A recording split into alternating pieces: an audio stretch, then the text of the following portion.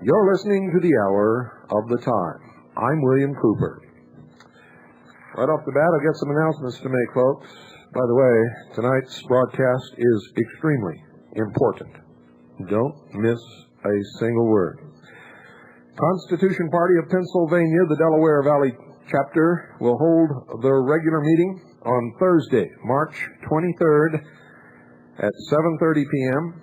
at the Villanova Family Diner, routes 30 and 320, 1,000 feet east of Interstate 476 in Villanova, Pennsylvania, at the suburb of Philadelphia, for everyone from the Delaware Valley area, Lehigh Valley area, and southern New Jersey and northern Delaware states.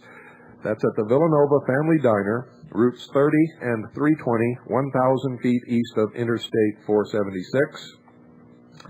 For information during the daytime, this is only for during the daytime, call Jackie at 610-896-8897. That's Jackie at 610-896-8897 between 10 a.m. and 5 p.m.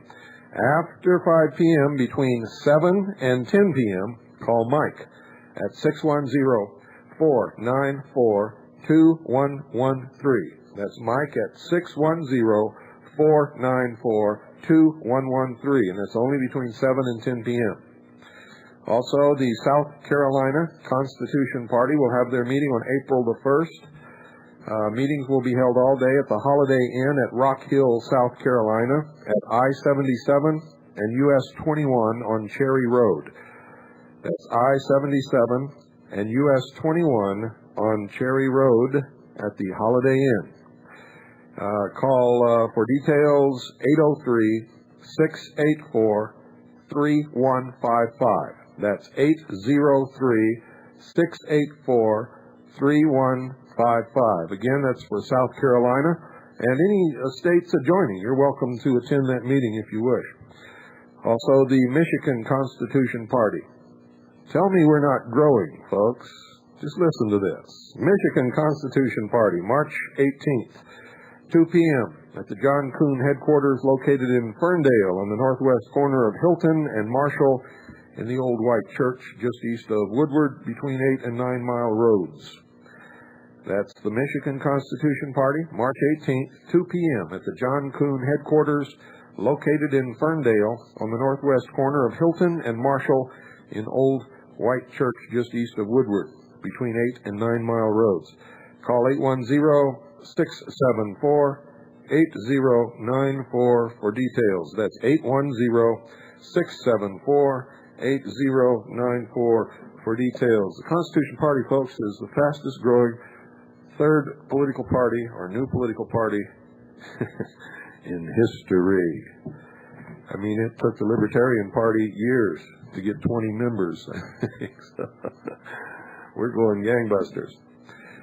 H.R. 499, H.R. 499 is in Congress, and you need to call, write, fax, do whatever you have to make sure this bill passes. To require the withdrawal of the United States from the North American Free Trade Agreement and for other purposes, NAFTA. To repeal NAFTA. You must support this bill. It's H.R. 499. And it has IH after it. I have no idea what that means. H.R. 499, to require the withdrawal of the United States from the North American Free Trade Agreement and for other purposes, Write it down, H.R. 499. Every single person out there should be calling on this, should be faxing, should be writing, should be doing everything 3 times a day. In the House of Representatives, January 13th, 1995, Mr. DeFazio for himself, Mrs. Capture, Mr. Hunter, Mr. Abercrombie, Mr. Brown of Ohio, Mr. Evans, Mr. Everett, Mr. Hinchy, Mr. Klink, Mr. Lipinski, Mr. Miller of California, Mrs. Mink of Hawaii, Mr. Poloni, Mr. Peterson of Minnesota, Mr. Sanders, Mr. Taylor of Mississippi, Mr. Traficant, and Ms. Valesquez introduced the following bill, which was referred to the Committee on Ways and Means. Make sure you also fax, call, and write the Committee on Ways and Means.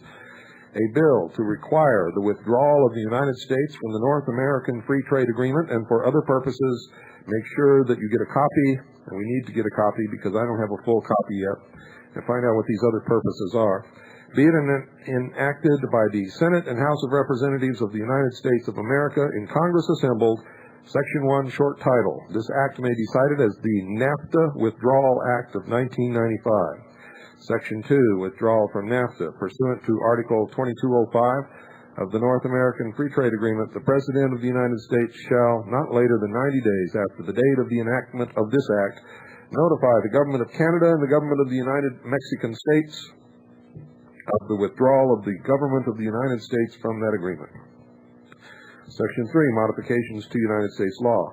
The President shall, not later than 90 days after the date of the enactment of this act, submit to the Congress proposed legislation making those changes to United States law that are necessary to make effective the withdrawal of the United States from the North American Free Trade Agreement.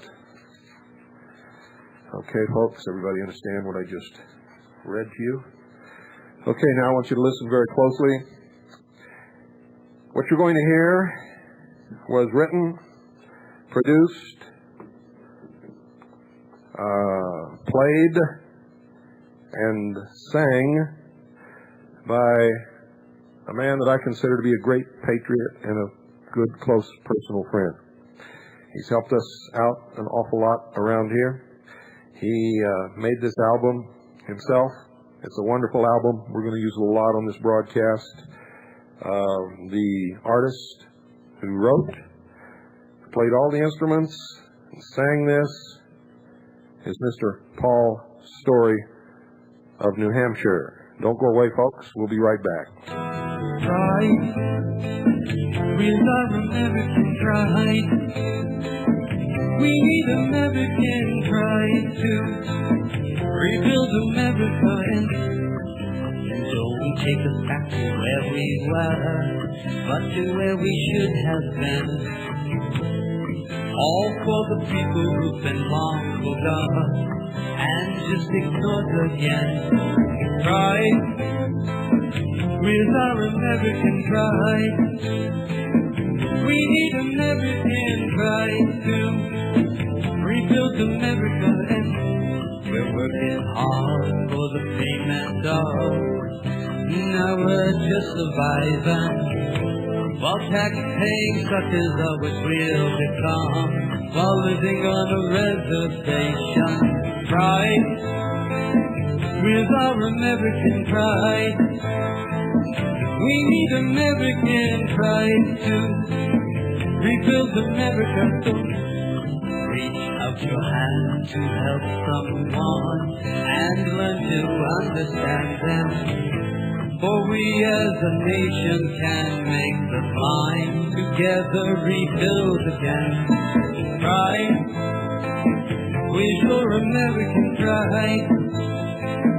We need American pride to rebuild American pride. Are you American pride? Be an American pride.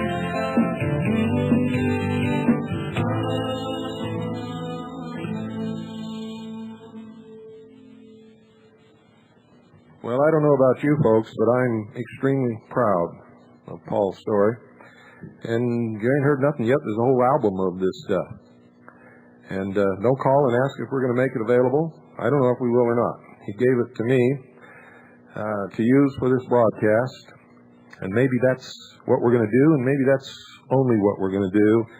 And I got to tell you right now, I am seriously thinking of making that the theme song for the hour of the time, and get rid of what we've been using up until this time as sort of a wake-up shocker. I think I've just about awakened everybody that I can awake, and I'm going to have to work with those of you who are awake, and maybe this is one way to do it. Folks, we have a problem, big problem, and we have to deal with it right away.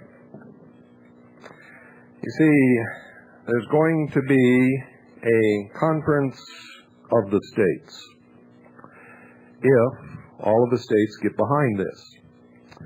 It's really a constitutional convention in disguise. And the next issue of Veritas is going to have an awful lot about this. We're going to open the can of worms and lay it out on the table so that you can all look at it. But tonight we've got to talk about it because this Thursday, Pennsylvania, the home of the original Constitution, is going to be voting, having hearings, determining whether or not they're going to approve this Conference of the States. Now, this is significant in the overall sense of sending a message to the nation and to the world. You see, if Philadelphia, if Pennsylvania, the home of our original Constitution, says, yes, we're going to support this, then that's a tremendous coup in the favor of our enemies. However, if we can defeat it in the place where our original Constitution was born, it is a tremendous coup for our side, and we must defeat this. So I am going to read an order now from the Commanding General of the Second Continental Army of the Republic. Effective immediately, all officers and men of the Second Continental Army of the Republic will attend a demonstration unarmed in civilian dress peacefully on Thursday, this Thursday, in Pennsylvania. Any officer or man who cannot attend will forward to their commanding officer an explanation for that non-attendance.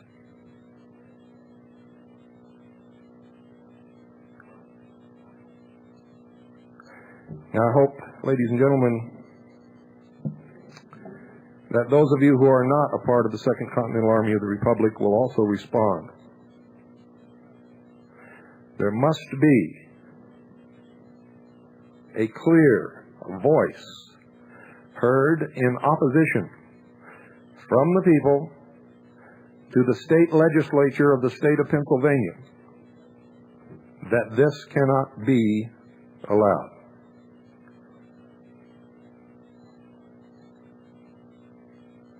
Now I'm going to read to you a story from the Montgomery County Observer, and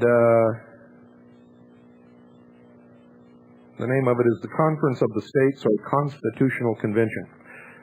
It appears governors and legislative leaders of all 50 states may meet this fall in a Conference of the States in an effort to force Congress to give back some power, they say. A bipartisan group of governors and state lawmakers has scheduled a third working session last Friday to focus on logistical matters. The first two settled on language for calling the conference. These leaders believe a conference of the states is going to happen and that it's just a question of when. The task force, set up by the National Governors Association and the National Conference of State Legislatures, decided it should have the approval of at least 26 state legislatures to call for this meeting of all states. Utah Governor Mike Leavitt, or Levitt, I'm not sure how it's pronounced, is confident the support is out there for what he calls a historic gathering. He's the one who is the force behind this. Leavitt, the prime mover behind the conference, believes all states will approve the idea. So far this year, Kentucky, Arkansas, Utah, Iowa, Virginia, and Delaware have passed resolutions calling for such a conference. In 9 others, one chamber has given its approval, with final approval pending in the other. It's just a matter of time before we get a majority of states to pass it, said Carl Tubesing, director of NCSL's Washington office. The NGA and NCSL set up the joint task force last summer. The implied threat from the states is that if the federal government doesn't agree to the proposals agreed upon by the Conference of the States to give back some power now enjoyed by Congress, the states can offer a constitutional amendment Congress might find even less appealing. The consensus of task force members is that the Conference of the States will be held in Philadelphia. That's why it's called Philadelphia II. Now, if it's not a constitutional convention, why is it called Philadelphia II? Philadelphia I was the original constitutional convention where our Constitution was written. The consensus of task force members is that the Conference of the States will be held in Philadelphia, where the Founding Fathers drew up the Constitution. Leavitt hopes the meeting can be on October 24th, so business could be concluded before 1996 presidential politics take over the national stage. Now remember, folks, Osiris was born in July and Typhon was born in October. Hope you understand the meaning of the symbology here. So business could be concluded before 1996 presidential politics take over the national stage. Leavitt says the current leadership in Congress is very friendly to the idea. He says Senate Republican leader Bob Dole, who, by the way, folks, is a 33rd degree Freemason of the Scottish Rite of the Southern Jurisdiction, and I continue, and House Speaker Newt Gingrich, ditto, have expressed an interest in having Congress send a delegation. Leavitt said that no organized opposition has surfaced to a conference of the states, which is not quite true since many of the patriot groups has raised serious questions about this conference. Many Americans are clearly disturbed by this movement for a conference of the states. Historical documents provide a clear insight into this movement for a new constitutional convention. Its passage would authorize a series of a convocation of states is tantamount to and possession of the process essential to a constitutional convention. The formalized appointment of certified delegates empowered to vote at this federal convocation. The resolutions which become legal instruments authorizing the delegates to deliberate, propose, and adopt long-term fundamental structural changes in the United States Constitution. In Pennsylvania, Senate Bill number 12 was introduced by Senator Mike Fisher, has been passed. A similar House Resolution number 30 has also been introduced but has not yet been voted on. Among the supporters are 2 local reps, Bunt and Fichter of Montgomery County. In a speech in Arizona last April, Governor Michael Leavitt stated that he was considering a plan to call a constitutional convention. This statement upset his audience and members of the Utah legislature. State Representative Met Johnson said, "Mike got all wild and weird on us with this constitutional convention speech in Phoenix. The Constitution isn't broken. We don't want to open it up." When Mike started talking about that, we just put our heads in our mashed potatoes and groaned, "Oh, no." That's from the Salt Lake Tribune, April 25th, 1994. In September of 1989, the CSG recommended that the following words be added to the 10th Amendment. Quote, "Whether a power is one reserved to the states or to the people shall be decided by the courts." End quote.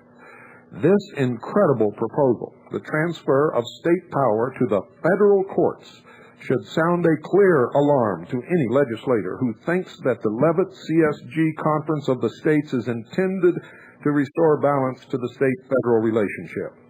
According to constitutional attorney Peter D. Lepiscopo of San Diego, the danger is that the conference will decide to make application to Congress to convert itself into a constitutional convention. His recommendation is that the following limiting language be inserted into the resolution of participation.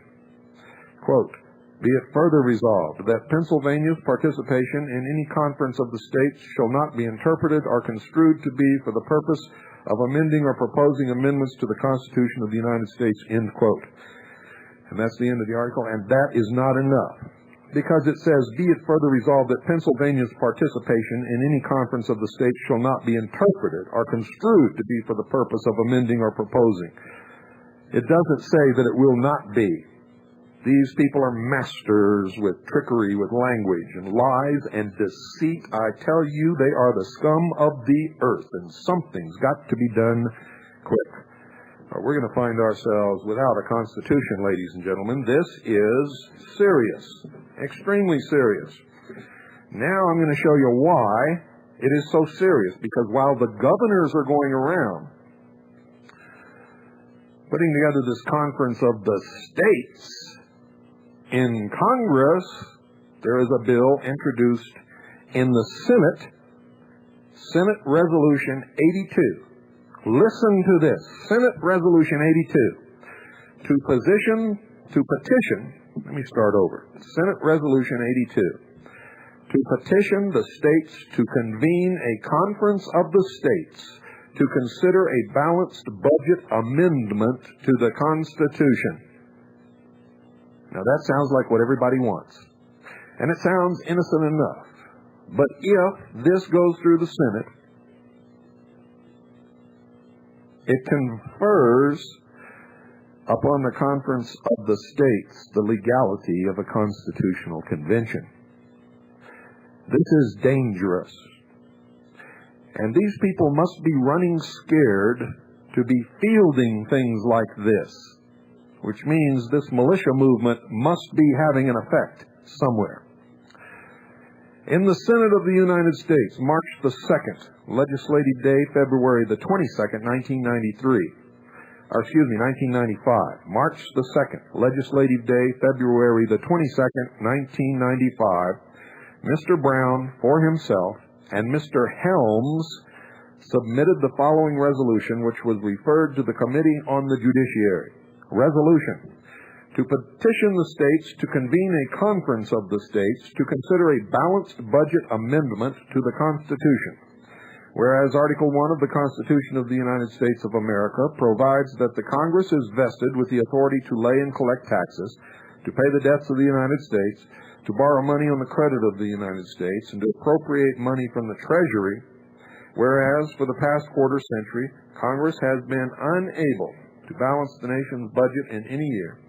Whereas the President of the United States has submitted a budget which increases the deficit in future years, whereas members of Congress have been unable to agree on language of the United States, the opportunity to vote on a constitutional amendment requiring a balanced budget, now therefore be it resolved that Congress hereby petitions the several states of the United States of America to convene a conference of the states for the express and exclusive purpose of drafting an amendment to the Constitution of the United States requiring a balanced budget and prohibiting the imposition of unfunded mandates on the states, and that such states then consider whether it is necessary for the states to convene a constitutional convention pursuant to Article 5 of the Constitution of the United States in order to adopt such amendment. We are in big trouble.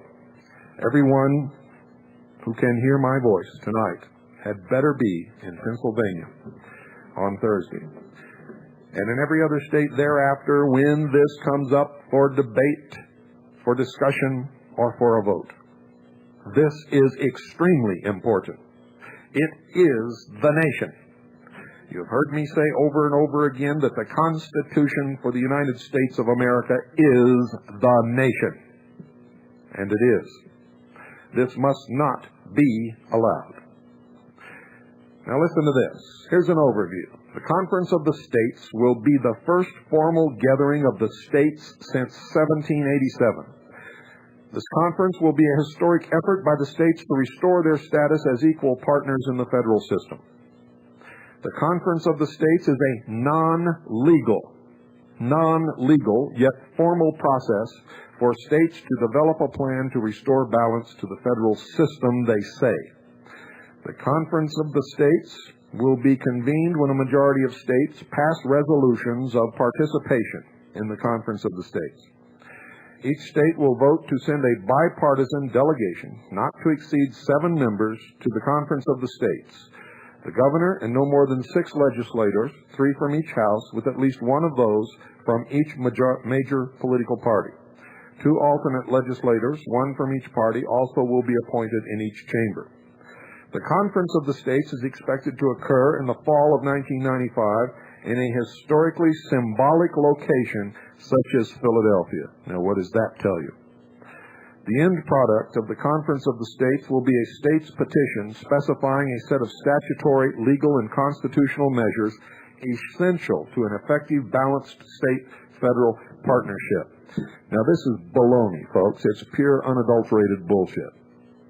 The truth is that once these representatives of the states, approved by the governor and the state legislature, attend this meeting and close the door, they can do what they want to do with the Constitution or with the nation. And that is a fact. It's exactly what our forefathers did. They went to Philadelphia to consider some improvements in the Articles of Confederation. They didn't go there to make a constitution or to change the country. They went there to discuss improvements in the Articles of Confederation. When they got there, they closed the doors, and a motion was entertained to scrap the Articles of Confederation and build a brand new country. And that's exactly what they did, and that's exactly what these people intend to do, and you'd better understand it right now. We cannot allow this. There had better be several million people in Philadelphia this Thursday. If only a few people show up, you can kiss your country goodbye. If we can defeat it in Pennsylvania, we can defeat it across the nation. If we lose in Pennsylvania, it's going to be difficult to defeat it anywhere. The Conference of the States, ladies and gentlemen, in its defining characteristics enjoys broad bipartisan support from state leaders across the country. Politicians. These are the people who lie and deceive and manipulate. It is guided by a national bipartisan steering committee of state elected officials under the auspices of the Council of State Governments in cooperation with the National Governors Association and the National Conference of State Legislatures. The Conference of the States is an initiative of, for, and by the states to advocate a balanced federal system with a strong yet limited federal government, and with states and local governments handling a larger share of the domestic governance vote, or role, I should say. The Conference of the States does not address or advocate any single or special issue interests, they say. It does not speak to abortion or gun control, nor does it identify with any group or individual, and that's crap. The Conference of the States is a forum for the states to formally, collectively, and responsibly define their rightful roles in the federal system based upon past principles and new governance challenge in the 21st century, they say. The truth is much, much different, ladies and gentlemen, I can assure you. So, don't fall for this. Now, so far, members of the Second Continental Army of the Republic, the Constitution Party, the Citizens Agency for Joint Intelligence, and other groups have stopped what's happening in Pennsylvania. And they've done it very well. Masterfully, I would say. The members of the Constitution Party sent a notice of declaration to sue for violation of oath of office and breach of contract. And it says this: whereas we, the people as principals, hereby serve notice to you as office holders and agents that should you propose or implement any legislation, propose or implement any resolution, support any document, or take any action that is in violation of the Constitution for the state of Pennsylvania, and you can insert any state in there you want, and are the Constitution for the United States of America,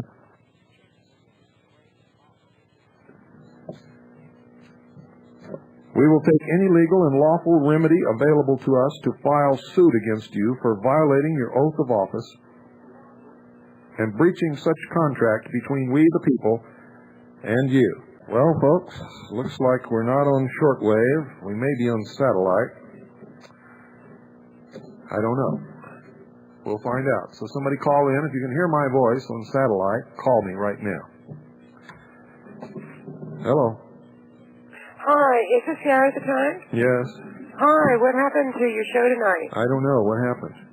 All of a sudden the satellite just dropped out. Nothing. The satellite dropped out? Yes. Okay, thank you. All right. What time did this happen? Oh, probably about, it was just as Mr. Cooper was getting ready to read an item, probably about 10, 15 minutes ago. It just went totally dead. To read which item? What had I done? Oh, okay, this is Mr. Cooper. Yes. He was...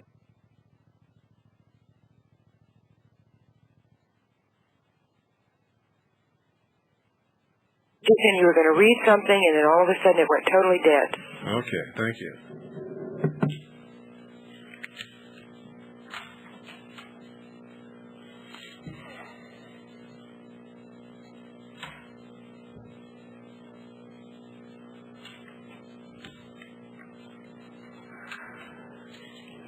Well, ladies and gentlemen, it looks like somehow we lost our satellite feed.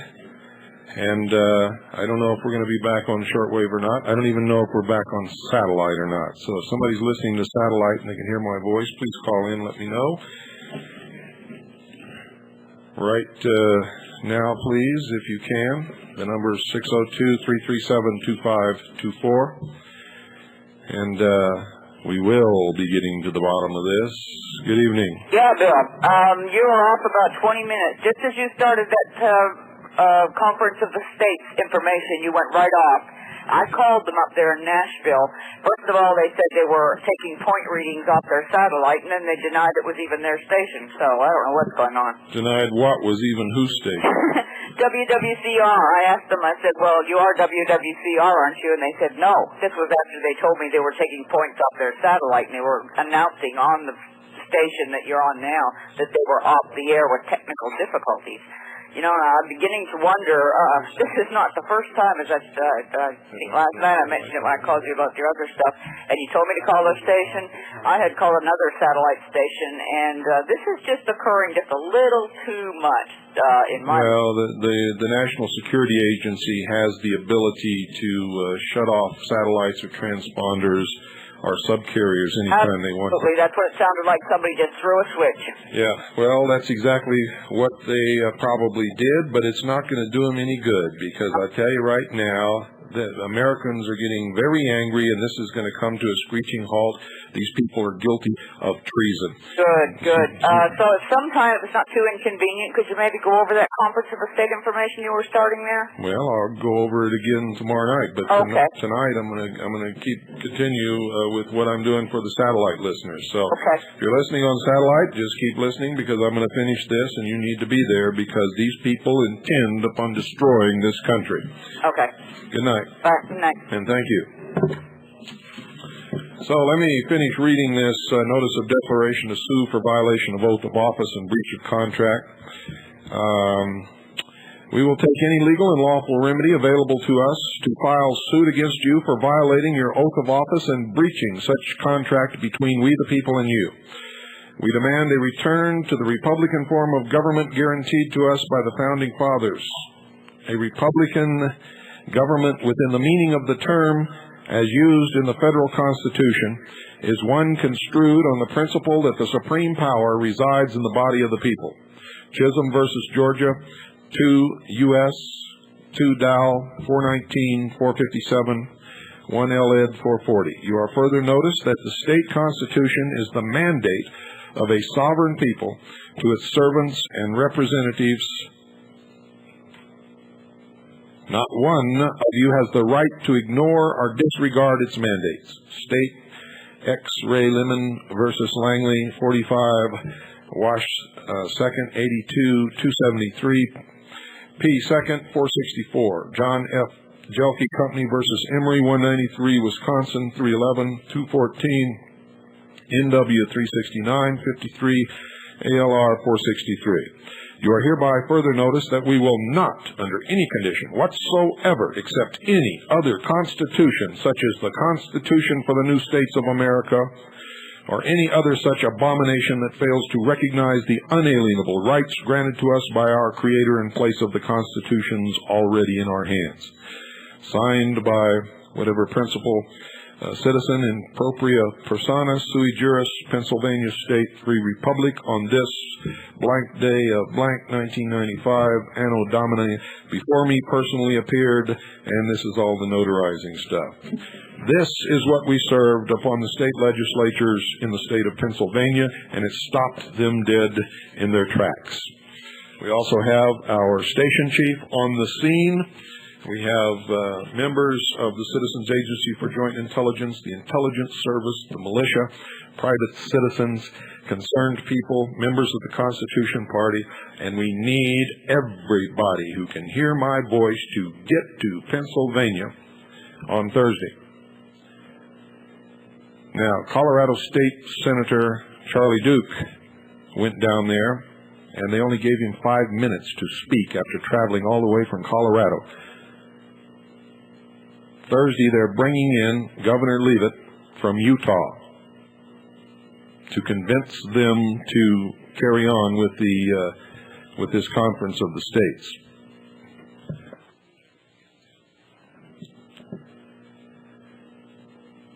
Now, here's an intelligence report from our station chief on the scene.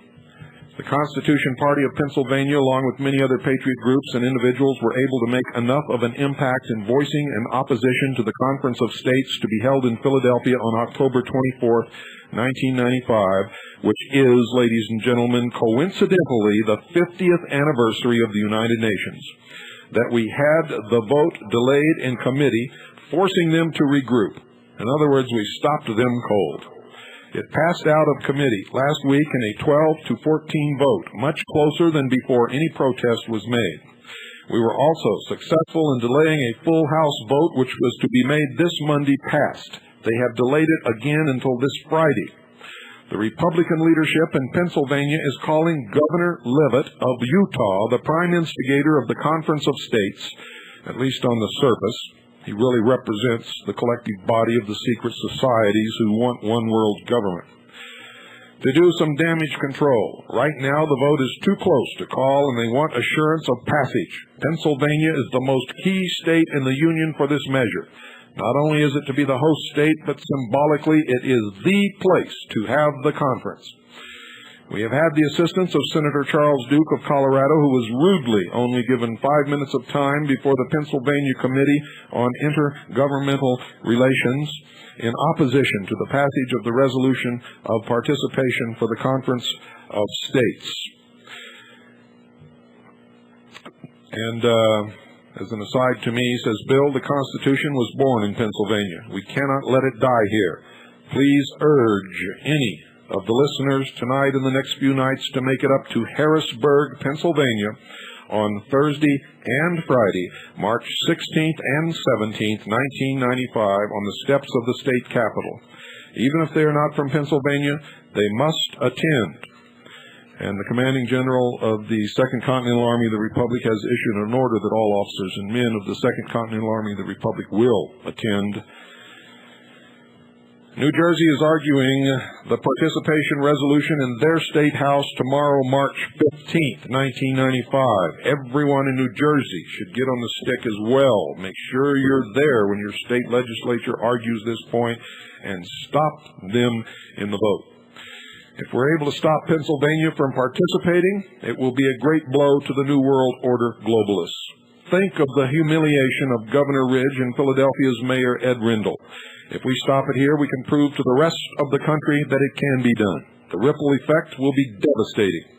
Tell the people that this is not a Pennsylvania issue, but an American issue. That you cannot tamper with our Constitution in this day and age and get away with it. Let this be another shot heard round the world. Please, ladies and gentlemen, explain it in the most eloquent manner that only you can do.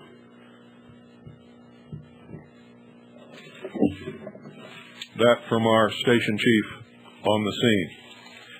His name shall remain confidential. And here's an update that we got later today from that station chief. The time of the demonstration against the Conference of States is set for 12 noon on Thursday, March 16, 1995. That's 12 noon on Thursday, March 16, 1995. Governor Ridge has called in Governor Mike Leavitt to address the Rules Committee on the Conference of States. The exact location of the Capitol building demonstration is not known yet, but anyone interested in such location, please call either of the following numbers on Wednesday, that's tomorrow, between 10 a.m. and 7 p.m. Call this number tomorrow between 10 a.m. and 7 p.m. You can call 610-494-2113 or 610-896-8897. That's 610-494-2113. 610-494-2113 or 610-896-8897. Now, please, folks, call each member of the Rules Committee. That's not the phone numbers I just gave you. You're going to have to find those out. Call each member of the Rules Committee for the legislature of the state of Pennsylvania and let them know that there is no need for a conference of states and that you will not stand for any tampering with the Constitution. The Constitution works fine. It's government that works poorly, the government that is in the hands of the enemies of the United States of America. The people in Washington are traitors committing treason. For a complete list of the members of the committee, call either of the above numbers that I gave you before, and they will give you that information. Now, this is important. Those of you listening on shortwave, you missed about 20 minutes of this broadcast. The Conference of the States is a constitutional convention in disguise. They are going to scrap the United States of America on the anniversary 50th birthday of the United Nations, and what will emerge will be a world government, I can guarantee you. Now I'm going to read you a letter, a personal letter, written by Senator Charles R. Duke of Colorado, District 9. For some time now, there has been a movement afoot in this nation for states to call a constitutional convention, or CONCON, as the name goes. To date, 32 states have made a request for a constitutional convention by passing a joint resolution through their state legislative bodies. Colorado is one of these, having passed Senate Joint Memorial 1 in 1978. There are many, this writer among them, who believe this would be a very serious mistake. Usually the CONCON, sometimes called Philadelphia II, is proposed to meet in Philadelphia, and the document most often suggested to replace our present Constitution is the new state's Constitution, which the world first saw when I published my book. I published it in that book, in its entirety, and if you want to see what it is, get a copy of my book and read it. It will scare you to death. Is the new state's Constitution, which will be the subject of a future letter, or column, he says. There are 3 states which have rescinded their request. The promoters of the CONCON, however, contend that passing a joint resolution to rescind that state's request does not actually alleviate the fact that the request was in fact made. It is the same philosophy that says you cannot unring a bell. At least one of these 3, Nevada, included in their rescission resolution the direction to return to the official records for 1979, which was the year Nevada adopted their request, SRJ 8, for a CONCON. Draw a black border around the portion of the journal which contained SRJ 8 and write the words, expunged by order of the Assembly this 24th day of June 1989, across the face of the record. The effect of this, which passed the Nevada Assembly in 1989, is to actually remove from the historical record the request itself. This should place Nevada in a stronger position legally to deny that its request for a CONCON is any longer valid. For a constitutional convention to happen, it must have been requested by 34 states. Depending on your viewpoint concerning rescissions, we are either 2 short or 5 short of that moment. The promoters of Philadelphia 2 have been unable to secure the final 2 states. And this is why, you will see why when you see more details of the new state's constitution. As the states' rights movement gains momentum across America, there have been and will continue to be attempts to stop or sidetrack the movement. In general, Philadelphia 2 promoters are moving the opposite direction from state sovereignty. A clever but insidious device created by Governor Michael Leavitt of Utah last year calls for a conference of states. This idea was picked up by a lobbying organization known as the Council of State Governments, which may be thought of as the ultimate government lobbying agency. For those of you who read this first issue of Veritas, that is the organization at 1313 Media in Chicago, which wrote the original executive orders and legislation for Franklin Delano Roosevelt in 1933. It was called PAG at that time. I continue. With memberships paid by tax dollars belong to all levels of government, from state to county to city. Late last year, the idea of the Conference of States was endorsed by the National Governors Conference. You have to excuse me, folks. I've been here a lot of hours, and I'm going to be here all night and all day tomorrow. And I'm tired, so if I stumble on some words, please forgive me. This Conference of States is an extremely dangerous action to take. An officially sanctioned meeting by 38 states has the power, if it wishes, to turn itself into a con-con by simply passing a resolution to that effect. It derives this power from the 10th Amendment, which fundamentally says that states have any power they wish so long as it is not prohibited by the Constitution. The Conference of States differs from other national meetings that might be held because the appointment of the delegates and the state endorsement of the meeting are by a resolution from your legislature most unusual. As further evidence, CSG speaks of the need for structural, long-term changes to government being needed. It is proposed that the Conference of States be held in Philadelphia in the late summer or early fall of 1995. Since they have decided on the date as the 50th anniversary of the United Nations, Governor Leavitt's own position paper on the Conference of States states that our national government is outdated and old-fashioned. He states it is not suited for the fast-paced, high-tech global marketplace we are entering. There's a much better way, end quote. In the Colorado General Assembly, we have Senate Joint Resolution 9, introduced on January 19, 1995 by Senator Jeff Wells, the majority leader of the Colorado Senate. It is Colorado's request to participate in the Conference of States. Our delegation would consist of 7 members, 1 from the governor's office and 3 each appointed by the Speaker of the House and the President of the Senate. It is said their work will have to be ratified by the states, and people no doubt think that means the legislature. But our Constitution permits ratifying conventions to ratify changes or replacement of our Constitution, completely bypassing the state legislatures. The Conference of States could decide all these matters in convention, including the appointment of delegates to a ratifying convention. SRJ 9 represents a process that should be defeated. The last Conference of the States that was called in 1786 ultimately resulted in a new Constitution. Although that document was momentous, many participants in that conference warned us not ever to let it happen again. The Constitutional Convention, disguised as the Conference of States, must be stopped at all costs. And if it is called,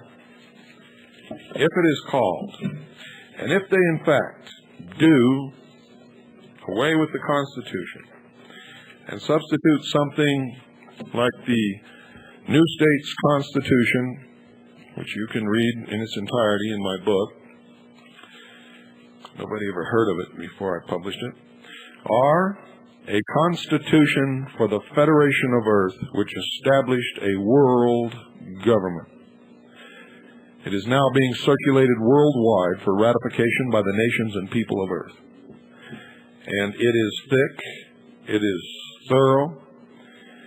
It is distributed for ratification under the direction of the World Constitution and Parliament Association and the Global Ratification and Elections Network, and I assure you it will show up at the Conference of States. So, folks, they have several different directions that they can take, all bad, all treasonous, all extremely dangerous to this country and to all of us. Now, again, I must reiterate, all of you must be there Thursday and Friday, Harrisburg, Pennsylvania, on the Capitol building steps beginning at noon on Thursday. The commanding general of the Second Continental Army of the Republic has ordered all officers and men to be present unarmed and in civilian clothes peacefully to demonstrate. All of the rest of you have a choice. I hope you choose correctly. For upon your choice could depend the future of this nation. And that is a fact. And that future, ladies and gentlemen, we cannot leave to chance. Nor can we leave it to the supposed benevolent nature of a group of politicians who collectively have proven that they are good at just about one thing and one thing only: lies, deceit, and manipulation. If you trust them to go into a building and close the doors under the approval of the governors and the state legislatures to consider amendments to, changes to, additions or subtractions of words to, or the elimination of the Constitution of the United States, then we are, in fact, a nation of fools.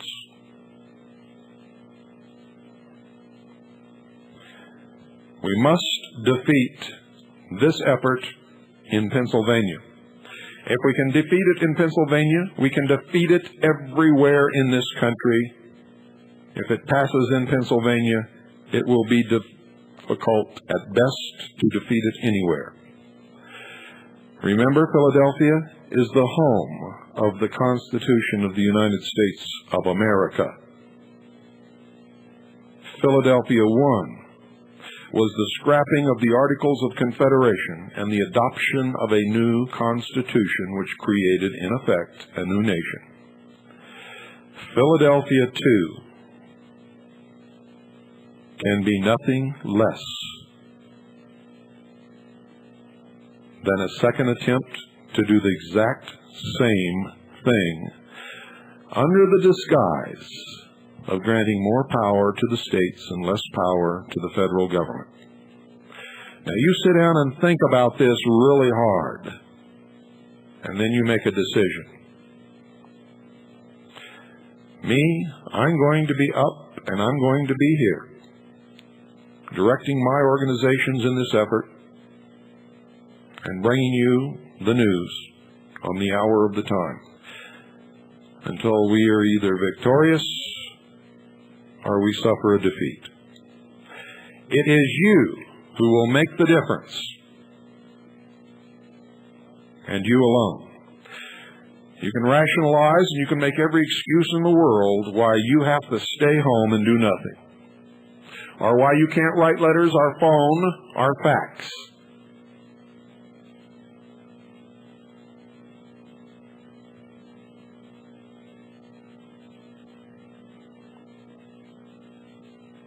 You can fool yourselves, but that's about all. And quite frankly, ladies and gentlemen, I don't think you can do that.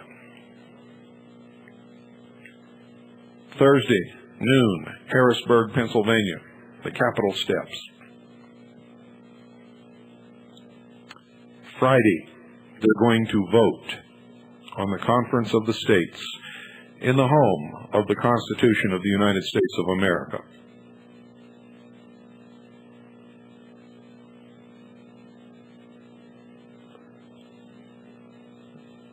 Thursday and Friday will be a great moment in history,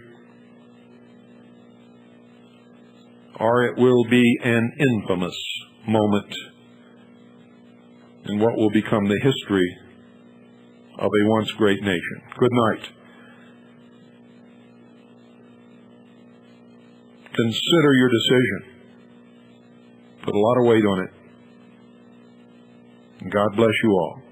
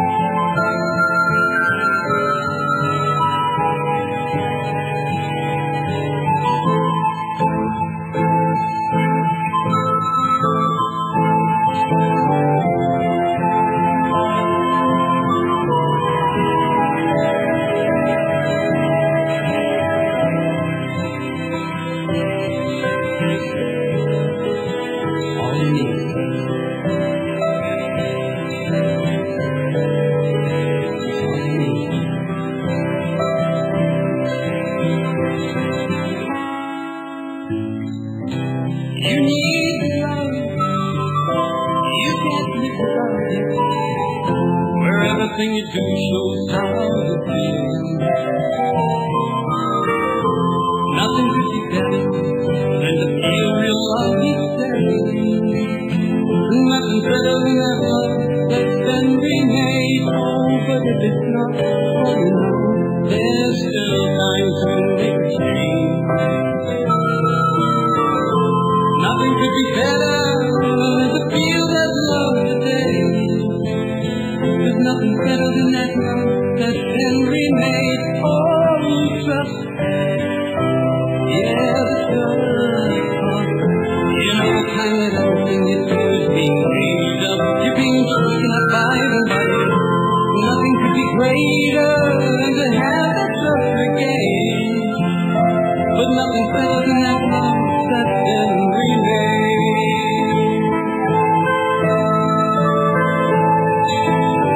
Nothing better than that that's been remade. Oh,